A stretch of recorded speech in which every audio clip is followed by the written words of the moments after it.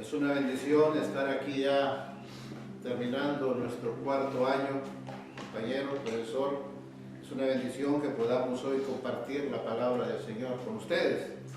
Os voy a enseñar acerca de Efesios, capítulo número 2, versículo 1 al 10. Y voy a hacer 3 mensajes de estos 10 versículos. Voy a predicar del versículo 1 al 3. Va la primera predicación, la segunda predicación, que va a ser el día jueves, va a ser del versículo 3, del versículo 4 al versículo 7, y la tercera predicación la otra semana va a ser del versículo número 8 al 10. Ahora voy a hacerles una introducción de la carta de Efesios.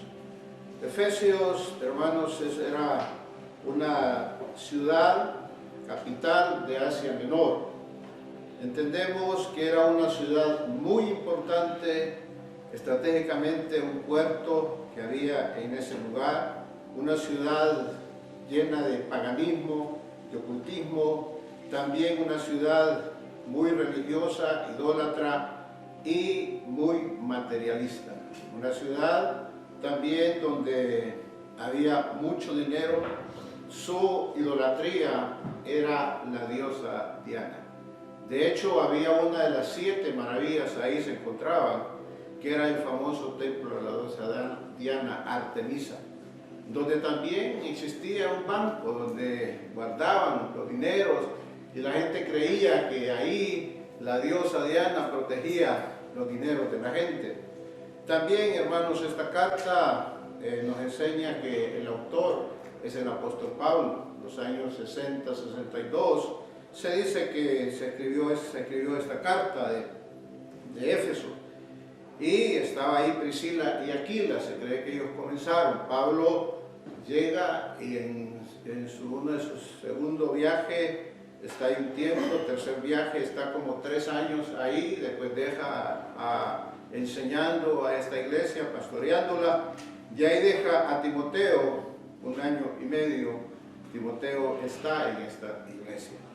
Vemos que el propósito de esta carta es enseñarles Pablo a ellos acerca del lugar donde ellos se encontraban, fortalecer su fe, fortalecernos en la doctrina. Esta carta tiene 2 divisiones. Una del capítulo número 1 al 3, Pablo enseña el aspecto doctrinal a los hermanos, y de ahí enseña del capítulo número 4 al 6, él enseña la parte práctica de esta carta. Hoy vamos a leer capítulo número 2, versículo número 1 al 10. Acompáñenme, por favor, abran su Biblia, Efesios capítulo 2, versículo 1 al 10. Dice la palabra: y Él os dio vida a vosotros cuando estaban muertos en vuestros delitos y pecados, en los cuales anduvisteis en otro tiempo, siguiendo las corrientes de este mundo,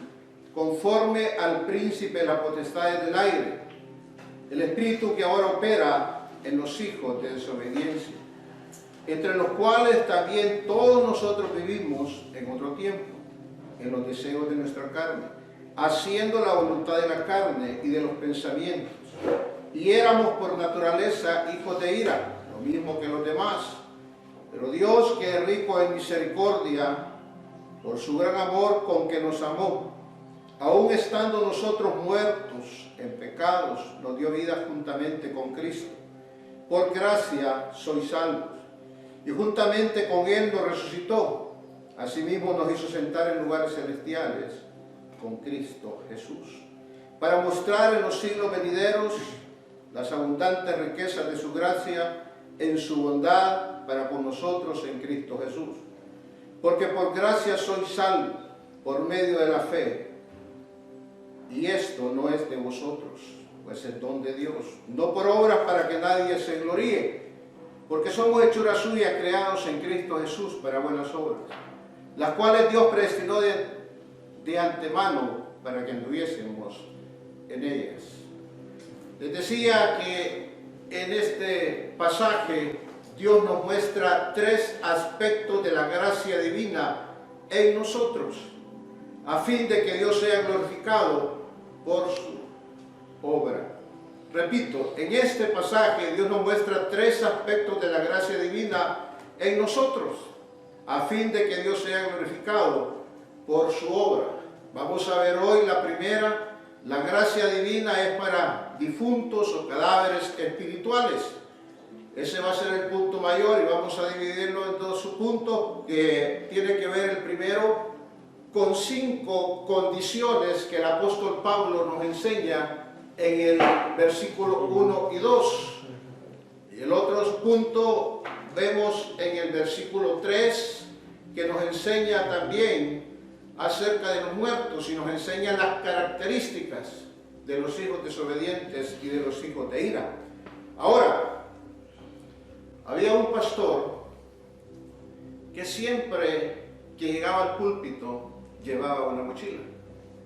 Tenía años de estar ahí pastoreando, como 5 años, y él siempre llegaba con su mochila, se quitaba su mochila y la ponía ahí al lado del púlpito. La gente observaba y observaba y observaba, pero nadie le preguntaba nada, nadie le decía ¿por qué hacía eso? Un día un hermano se acercó y le preguntó, interesado, y le dijo, pastor, yo me he fijado que usted siempre que predica trae esa mochila, y cuando va a otro lugar anda esa mochila, y siempre anda esa mochila, y cuando predica la pone al lado de él. Quiero saber cuál es la razón, qué le motiva a andar esa mochila y tenerla ahí al lado del púlpito. El pastor, tocado su corazón, muy conmovido, diciéndole, le da la respuesta y le dice que siempre llevaba esa mochila porque dentro de esa mochila él andaba la ropa de bendición, de la cual Cristo le había salvado hace unos años atrás, y lo hacía para recordar de dónde él lo había sacado. Le recordaba lo que era antes, el estado de depravación, la vida que llevaba sin Cristo. Y le dijo además, le añadió y le dijo que eso le servía porque al predicar le recordaba que Cristo puede dar vida a cadáveres, a personas inútiles, personas sin futuro terrenal, pero con un propósito predestinado de Dios para su vida. Y así, hermanos, nosotros debemos comprender cuál fue nuestro estrado de vida. Muchas veces olvidamos rápidamente, olvidamos de dónde venimos, de dónde salimos, lo que éramos antes sin Cristo. Y muchas veces en los años de estar en Cristo Jesús, muchas veces se nos olvida del lugar donde venimos.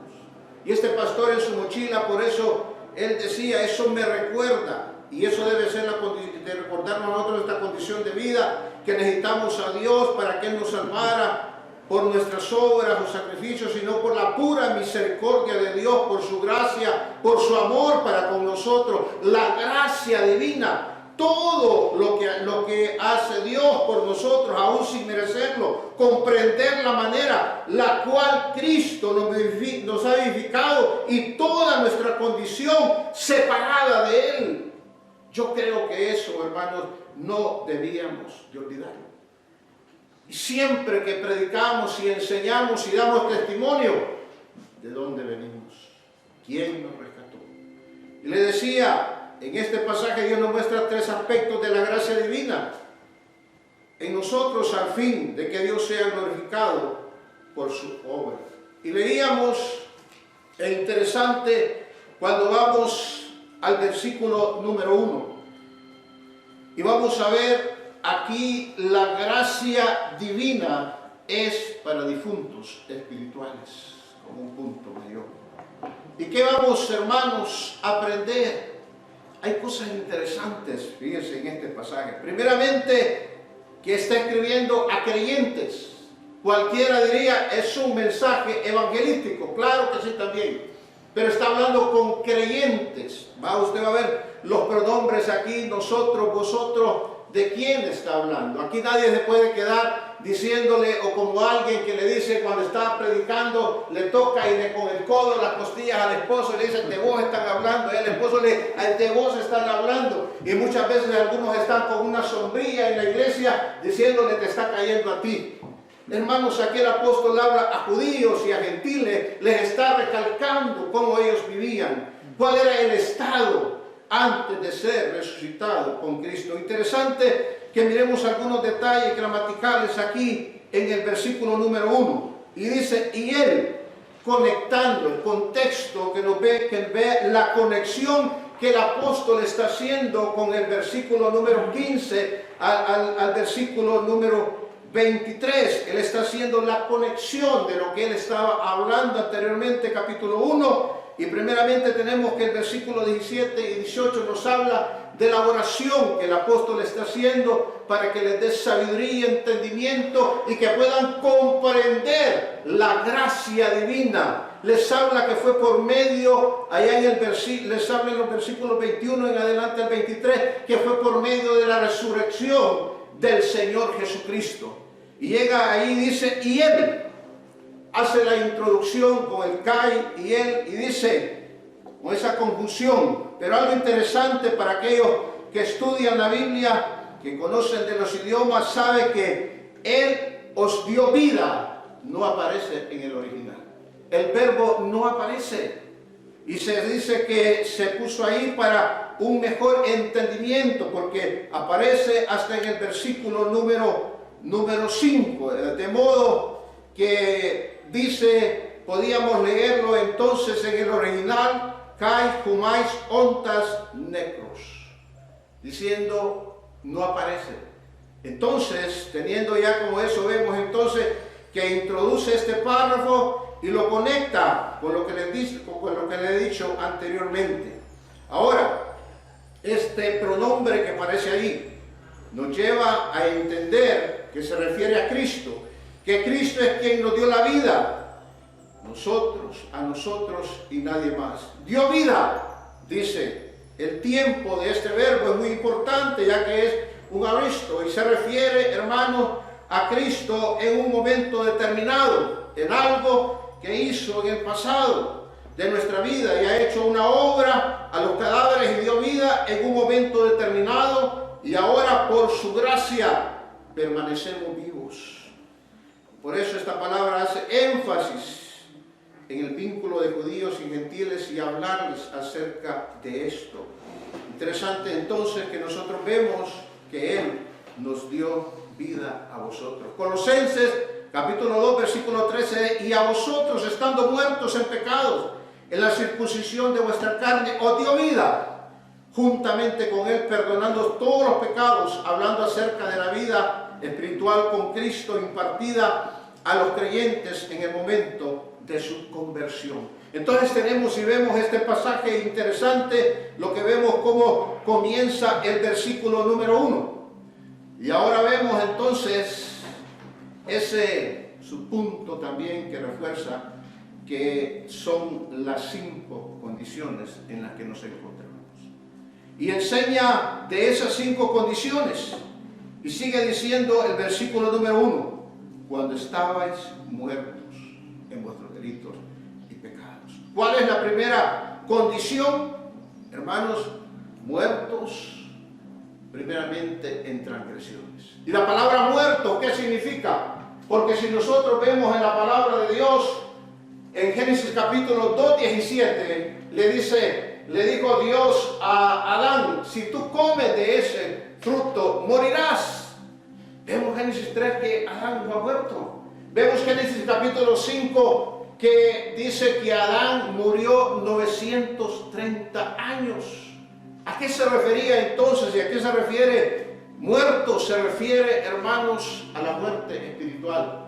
¿Lo recuerda el hijo pródigo? Lucas capítulo 15, versículo 32, cuando se le acerca el hijo y le dice, Padre, ¿por qué le estás haciendo a mi hijo? ¿Por qué a mi hermano le haces una fiesta y a mí no me haces nada? Y yo he estado contigo toda una vida. Y le dice el padre: hijo, quizás tú no entenderás, no comprenderás, pero este hijo está aquí, que le hacemos fiesta, estaba muerto y ahora vive.